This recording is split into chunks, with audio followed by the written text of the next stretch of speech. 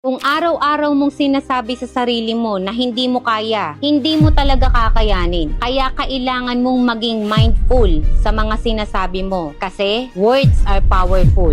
Choose to speak positive, lalo na sa mga pagkakataon na nahihirapan ka. Tumingin ka sa salamin, sabihin mo sa sarili mo, kaya ko to. Dito kasi nagsisimula ang pangdadown mo sa sarili mo. Lalo na kung nakakapagsalita tayo ng mga bagay na nakakasakit sa atin. Hindi ko kasi kaya natatakot ako Ba't hindi mo ibahin na I am capable? Kaya ko to. Malakas ako. There is power in your tongue. Lahat ng sasabihin mo may kapabilidad to make you better or destroy you. So be wise with your words. Gamitin mo to sa pag-inspire, sa pag-motivate. Gawin mo lang to at tignan mo, mag-i-improve ang buhay mo. Kaya starting today, sabihin mo ito sa sarili mo araw-araw. I am worthy of all good things.